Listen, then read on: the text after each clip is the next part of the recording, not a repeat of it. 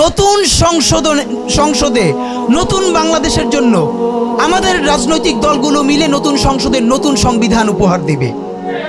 যেই সংবিধান ৭২-এর বাকশালী সংবিধান, ফ্যাসিবাদী সংবিধান, যেই সংবিধানের কোনো ম্যান্ডেট ছিল না বাংলাদেশ রাষ্ট্রের সংবিধান করবার, কারণ তারা পাকিস্তান রাষ্ট্রের মধ্যে শপথ নিয়ে পাকিস্তান রাষ্ট্রের জন্য সংবিধান প্রণয়নের কথা বলেছিলেন, কিন্তু বাংলাদেশ রাষ্ট্রের কোনো ম্যান্ডেট তাদের কাছে ছিল না।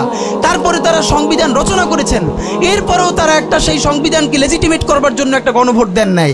এরপরে যারা ৭৩-এর একটা ভোট চোরের নির্বাচন দিয়েছে, সেই ৭৩-এর নির্বাচনের ভোটের ইশতেহারের মধ্যেও তারা এই সংবিধানকে তারা লেজিটিমেসি দেন নাই, ইশতেহারে রাখেন নাই। সেই সংবিধানকে যুগের পরে যুগ আমরা বয়ে বেড়াবো, সেই দায়বদ্ধতা তো আমাদের নাই। এবং সেই সংবিধান কেমন ফ্যাসিস্ট সংবিধান করা হয়েছে, যেইটার সাংবিধানিক ভিত্তি দিয়েই আপনি একটা কথা বলতে পারবেন, এই যে সবাই বলে আইনের কথা, বলেন তো পারলে একটা কথা, হাসিনা কোনটা বেআইনি কাজ করছে? না, হাসিনা একটাও বেআইনি কাজ করে নাই। সে সমস্ত হত্যা, গুম, খুন এই সংবিধানের আইনের ভিত্তিতেই করছে। সে এই সংবিধানকে ডাস্টবিন বানিয়ে তত্ত্বাবধায়ক সরকার বাতিল করেছে, যা ইচ্ছে করা তাই করেছে। এবার তো সে তো বেআইনি কিছু করে নাই, কথা তো সত্য। আমার বিএনপির ভাইদের প্রতি শুধু একটা আফসোস লাগে, কারো কারো দেখি ৭২-এর সংবিধানের প্রতি তাদের কি গভীর প্রেম। যেই সংবিধানের মধ্য দিয়ে বাকশাল এসেছে, যেই সংবিধান গণতন্ত্র হত্যা করেছে। আজকে বিএনপির ভাইদেরকে একটা কথা বলি, আপনারা হয়তো অনেকে জানেনও না, পৃথিবীতে দ্বিতীয় ইতিহাস আছে কিনা মান্না ভাই জানলে বলবেন, আমি ভাইয়ের কাছ থেকে শুনতে চাইব। জিয়াউর রহমান তো একজন সামরিক শাসক ছিলেন। একজন সামরিক শাসক সামরিক ফরমান জারি করে দেশে গণতন্ত্র ফিরেইছে, পৃথিবীতে এই নজির নাই যেটা জিয়াউর রহমান করছেন। আপনারা কি জানেন?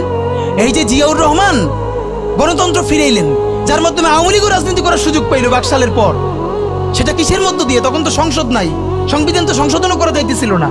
কিসের মধ্য দিয়ে? জিয়াউর রহমানের সামরিক ফরমানের মধ্য দিয়ে।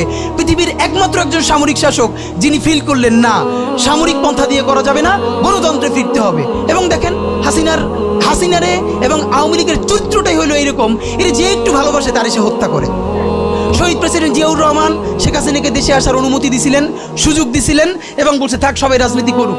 আসার ১ মাসের মধ্যে জিয়াউর রহমান শহীদ হয়ে গেছে, ১৩ দিনের মধ্যে। এবার দেখেন এই যে আমরা এখন যারা সবাই করতেছি, সুতরাং এটা একটা বিষ। এই বিষের সাথে আমরা কিভাবে লড়াই করব? জাতীয় ঐক্যমত্য তৈরি করতে হবে। সুতরাং পলিটিক্যাল পার্টি এবং সবার প্রতি একটা কথা, প্লিজ আপনারা বিএনপিকে শতভাগ কর্নার করে দিন না। বিএনপি এই আধিপত্যবাদ বিরোধী লড়াইয়ের জন্য আমাদের একটা বড় শক্তি।